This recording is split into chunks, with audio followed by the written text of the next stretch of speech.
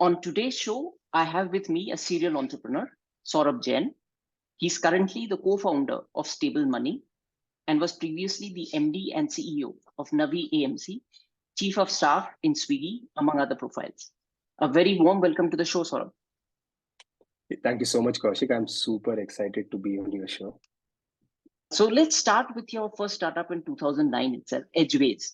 It was at a time when there was no edtech to speak of. So what led you to co-found it and how was the journey? Oh, actually, this is the first time after 2009 that I'm talking about Edgeways.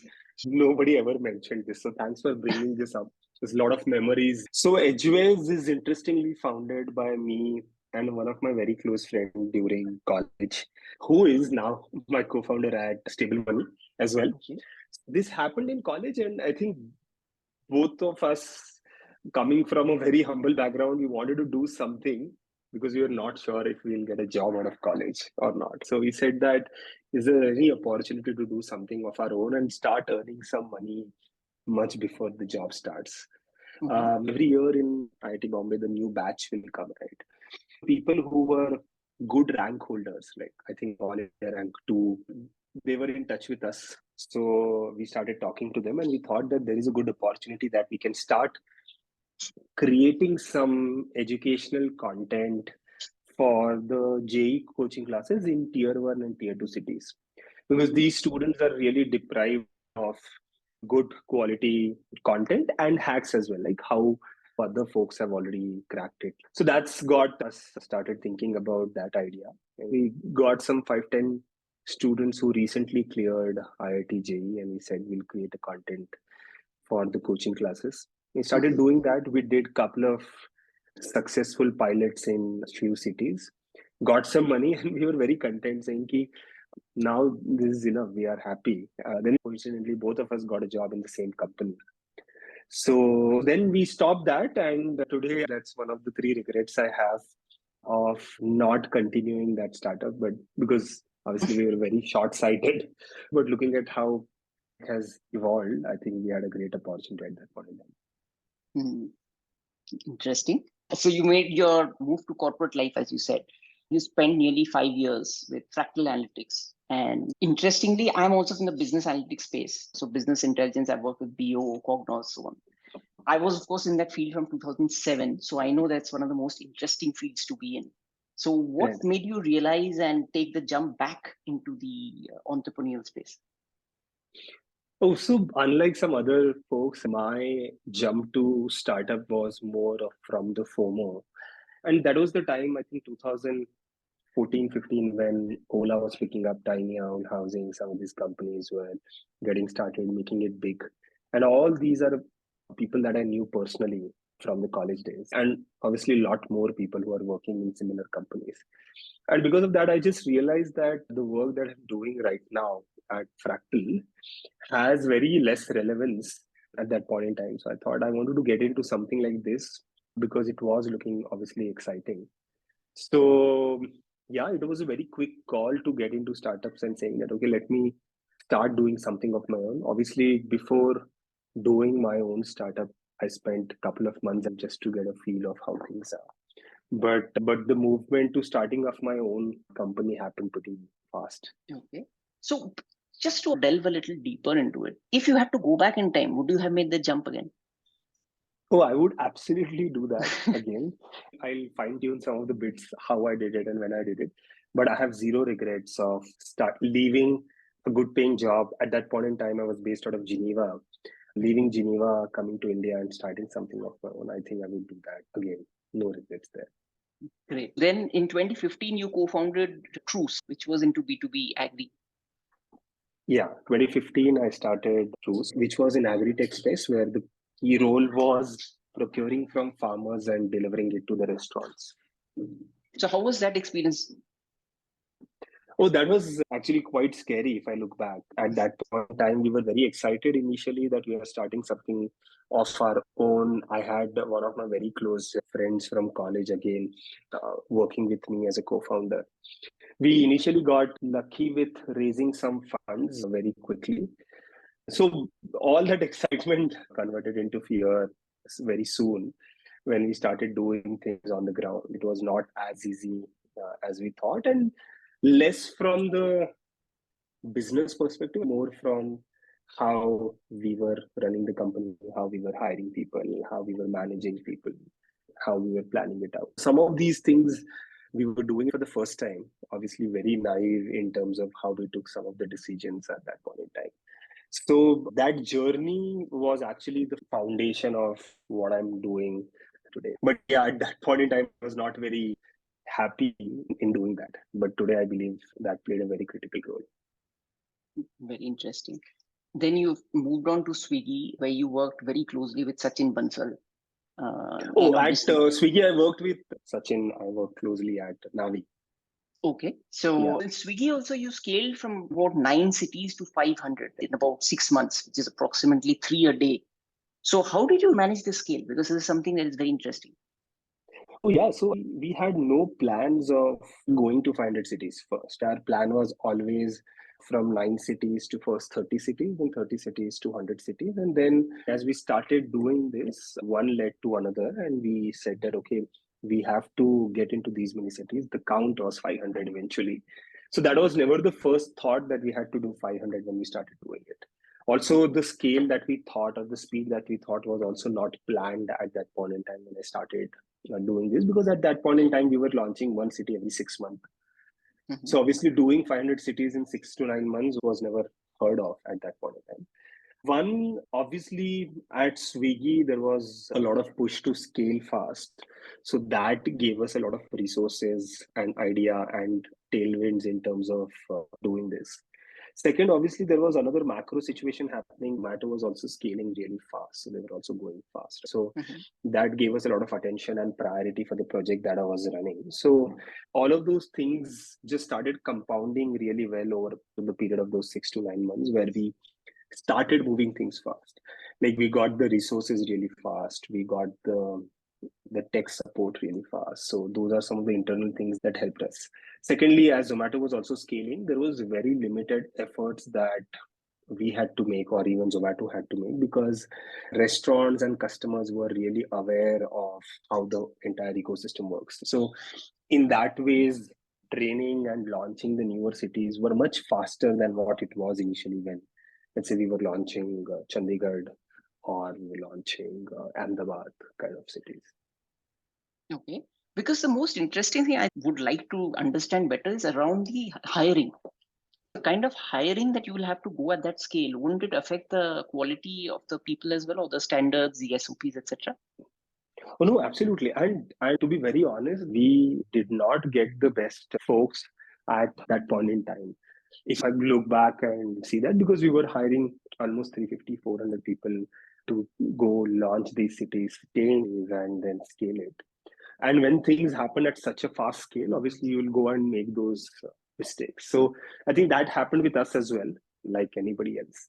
But interestingly, because the internal systems were so robust, that we corrected some of those hiring mistakes very quickly and got some good folks and replaced the ones who were not able to really scale with the demand that we had.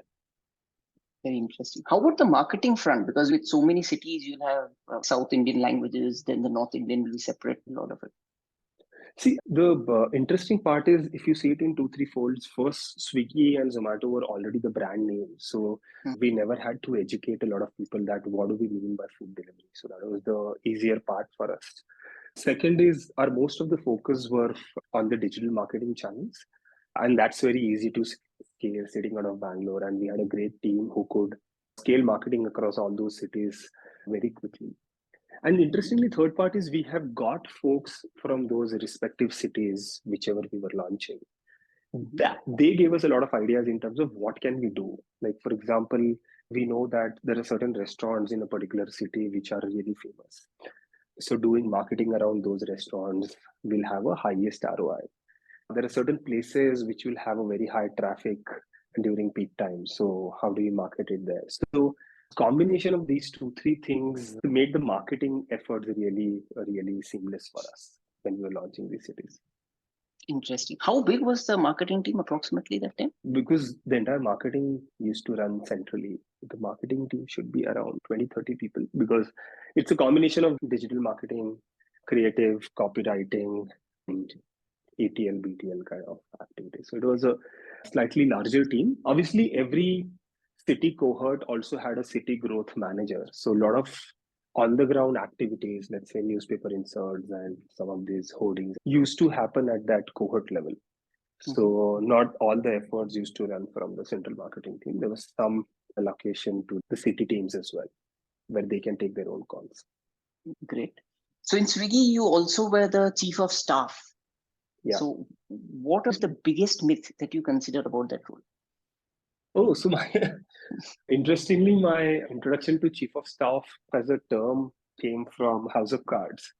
And the role was so powerful there. And I thought that I'll be doing that kind of role. So that shattered on day one itself, where I got to know that this is an important role, but a lot of activity happens in the backdrop. So you don't have as much visibility as you think you will get. Also, I think second thing I realized, maybe not the first time, but the second time when I was chief of staff to Sachin at Navi, is that chief of staff as a role depends very much on the person that you are working with, because the main idea is to create the extended bandwidth for the executive that you are working with, and it depends on the working style of that executive. So these are some of the myths that I believe people still would have, where they think chief of staff means everything P0 will be run by you. You are the deputy CEO. I think that's not true in most of the cases. Right. Yeah. So interestingly, after this, you made a crazy jump, as you portrayed it yourself, where you moved as the MD and CEO of Navi Mutual Funds. So how did it happen? What made Sachin actually reach out to you and think that you would be the right person? So these are the series of events that happened. So in, I think 2020, yeah, 2020, I just got a call from Navi that Sachin is looking for a chief of staff and will you be interested? And till that time, I had no direct exposure to Sachin before. So we never knew each other. I thought things are going fine at Swiggy, but let me just give this a shot and just get to meet Sachin. So we did the interview. I spoke to him, and after that, things moved really fast, and I landed a job of chief of staff to him. At that point in time, Navi was very fairly new, and things were just falling in place. We were not exactly sure how and what we have to do in next 3 to 6 months. So that was a very ambiguous period, and I was also not very comfortable in that ambiguous period because things were so active and day to day was so busy at Swiggy, and by human nature, you like to be busy. And suddenly it created a lot of vacuum for me at Navi. And that's why I think initial 3 months were really tough for me. But then after that, I gave myself a lot of time. Also, Sachin started giving me fewer responsibilities in terms of marketing and some of those things that I never did. And I think that started building a good relationship with Sachin. I think that also gave a lot of confidence to Sachin that maybe if the things are new, I'll be able to pick it up and take it to maybe 0 to 1 or 1 to 10 kind of a scale quickly.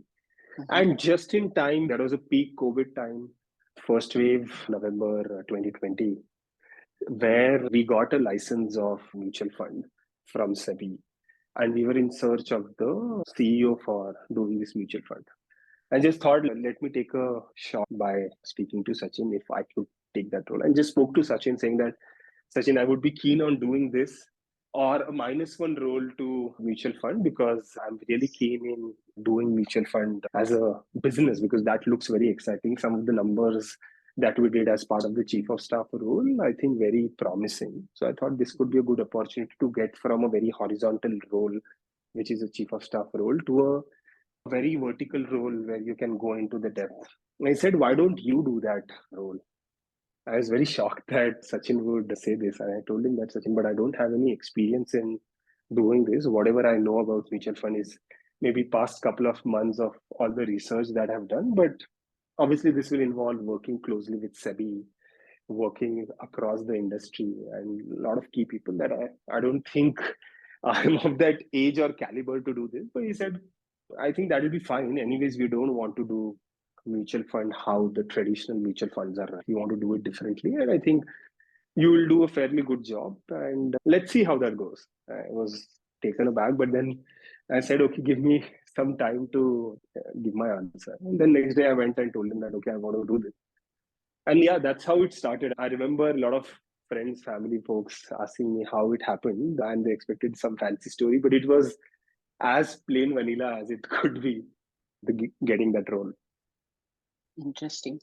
You, of course, had to build the whole team as well. So, how easy or difficult was it? Because in one of your earlier interviews, you had also mentioned that one of your biggest mistakes in your previous startup cruise was around building the team.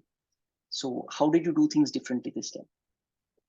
Oh, so I don't think I have forget Navi Mutual. I don't think even today I have figured it out. But yeah, everybody talks about it, but I have seen it firsthand where having the right team by your side is so critical.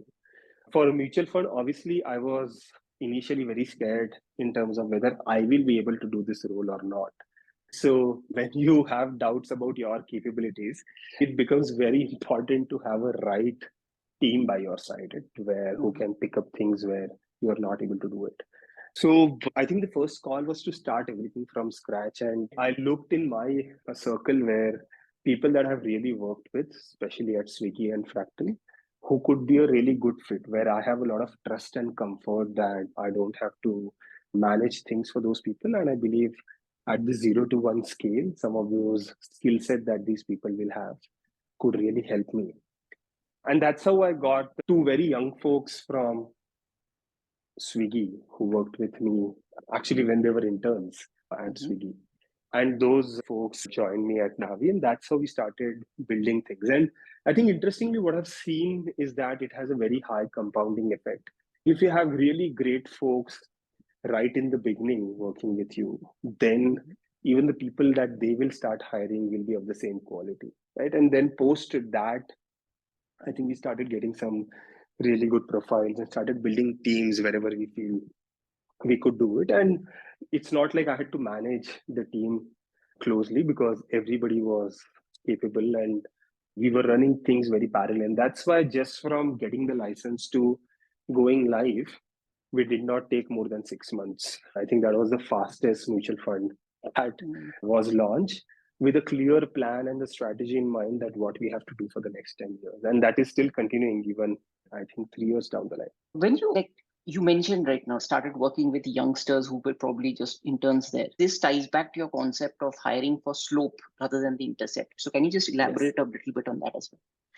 Oh, yeah. So I got introduced about this concept very recently, and I just thought of connecting the dots backward. But there are two sets of people that I believe you would need, especially when you are doing 0 to 1 and 1 to 10 kind of a scale. One set of people are the people who have a lot of sufficient required knowledge to give you that head start. And that's what I call as an intercept, that these people will come and you will quickly achieve what would have taken you 2 to 3 months to do that. You will achieve that on day one because they already have done this. So they have all the required knowledge for that. But the slope is where you have people who have not done it, but their learning curve is so steep that these people will adapt, learn things very fast. So they will be able to achieve the same thing in 3 4 months, but they'll be able to scale that also really fast. So what I've learned is, and that's what we are doing at Stable Money as well, that we have got people full time who are very high on adaptability, learning things. But we have got support from a lot of well-wisher consultants who have done these things in the past, who can quickly give us a head start for the initial 2 3 months. So be it design, be it engineering, be it product, be it growth, we have a set of individuals who have been there, done that, who are guiding us in terms of how we should do this. But the day-to-day work is done by the team. And I believe we will reach a point in a couple of months where this team independently can start scaling it up. Then we don't have to look back. So that's what I mean by slope versus intercept. Both are very critical. I think how do you mix and match some of these things will become very important. Right. So the team that you need probably from going from a 0 to 1 would be very different from, let's say, a 1 to 5, and then again from a 5 to a 10, right? So from practical experience, what even I have seen is if you're going to be hiring people at the stage when you're going from 0 to 1, those people will want to be at the helm when it is going from 1 to 10. So how do you balance that? There'll be some people who will be a very good fit from a 0 to 1, but may not be the right fit from a 1 to 10. So do you see that the entire culture changing based on meritocracy? How do you balance that? Oh, so I think that's the most difficult task. Though at Stable, we are still at a 0 to 1 journey. But during my first startup in Swiggy and Navi, I have seen whenever this step jump happens, that you go from 0 to 1 to 5 or 1 to 10 kind of things, there is some disruption that happens, and that's majorly because of the team changes. Because obviously, whatever efforts you put in, nobody is 100% perfect. And you would realize that there are few people who will not be able to scale. And those people will have to then placed into the right role, and you will have to get people who can take the driving seat from that particular point and scale it to the next level. So I think that we will all have to do. The only thing is setting those expectations and keep giving those feedback and keep giving those opportunities to the people, that once some of these changes happen, they know why it is happening, what is happening. Right. So that's the one very important thing. And though we are yet to reach that 0 to 1 and see who are able to scale or not, one thing that I'm doing right now is keep giving a very regular feedback to the team in terms of what is working, what is not working. Obviously, many of them are able to adapt and change, and I believe can take a driving seat even from 1 to 10 kind of a scale, but a few people might not be able to. But the only best part would be that they would know what is not working right from the beginning. Mm-hmm. And how do you get the teams to work within themselves? There will be some teams, especially sales, which would want to be growing very, very aggressively, like the way you also did in Swiggy, right? There will be others which would prefer to, which is going to be a support, but they will want to be more cautious. So how do you balance this culture of the inter-team harmony? See, I think, to be very honest, I don't think like it'll work very seamlessly, or it has worked very seamlessly anywhere. Obviously, in some places there is more friction than some other places, but there will be friction. I think one very important thing is to tell the entire team that what is the focus. And if that part is the focus, then everything runs around that. And that has to be established really well. You don't have to do that communication very subtly. You'll have to do that communication very upfront, very clearly to the people. Like, okay, my focus right now is to scale from 1 to 10. That means I want to focus on growth, and I want to do that growth at the lowest cap possible. So everybody, whether it's a product team or the engineering team or any marketing team, they'll have to work around the sales team or the growth team. So that communication, I do it really fast, because once you do that communication very openly, I think you will take away a lot of chatter that will happen separately outside of the meeting room. So that's one thing that I do. And second thing that I do is, we are, at least when some of these transitions are happening or when you are setting the goal, I think there is a process of daily catch up that we do, which is a P0 priority. So I think that also smoothens out a lot of friction that might be happening on a day-to-day basis, because there is a daily communication that is happening. Because communication is very critical when you believe there is some friction, because if the teams are not talking to each other for a long period of time, that's where the problem comes. So these are the two things that I'm doing, that very clearly upfront communicating what is the priority. And second is having daily cadence of getting all the required teams together to discuss what is happening there. Very interesting. I'm sure this is going to be very useful for many people. Another thing, you are very high when it comes to bias for action. So how do you balance that with patience? I'm actually very impatient, and that's the feedback I keep getting from a lot of my team members. I don't think I've nailed it how to have a real high balance. And what I've also realized, I don't need that balance, right? Because that's the strength, and I want to really double down on those strengths of having high bias for actions. But some of the team members that I believe are closely working with me, I want them to keep nudging me or keep telling me that, okay, these are some of the places where I think we'll have to focus on something else and not only getting the things done, right? So I have become very active listener to some of those people in the ecosystem, that is now helping me to have a balance. So rather than me building that skill of having the patience, I think I am borrowing that skill from some of the people that are closely working with me. Very interesting, because I happen to have the same problem, so it's always going to be useful for me. Yeah. Yeah. I don't know if it really helps, but at least if I have to go back last 5-6 months, I think there is some progress on that front. Great. So my final question, and definitely my favorite, if you could go back in time and give the 20-year-old some advice, what would that be? Oh, see, if I get some time when I'm not doing work or not thinking about work, I just think one thing that I should do even today or I should have done when I was 20 is I always thought that if you have to make it really big, it's like a sprint. So you quickly run on some of these things. Over time, I've realized in the last 10, 12 years that it's not a sprint, it's a marathon. And you need to have a very strong fundamentals to stretch when the time comes.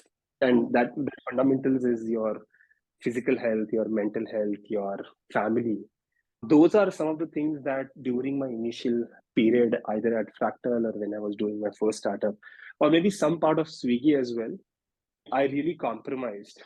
But last maybe few months of Swiggy or Navi, or even now, I'm ensuring that I'm spending at least a couple of hours a day on my physical and mental health and spending time with my family.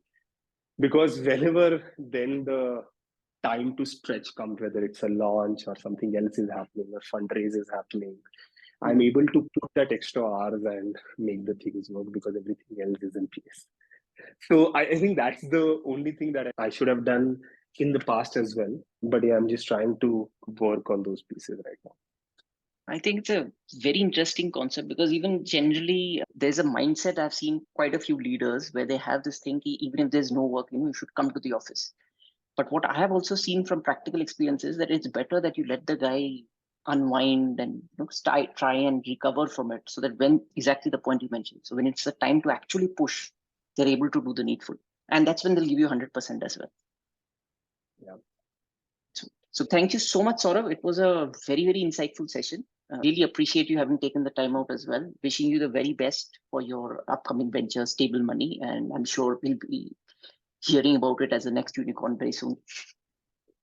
No, thank you so much, Gaurav. I was obviously super excited, and the conversation was also very insightful. I started making some notes while I was talking because a lot of times you don't consciously think about some of these things that you are mentioning. It's just that when somebody's asking you the right question, you start thinking about this. So yeah, a lot of takeaway for me as well.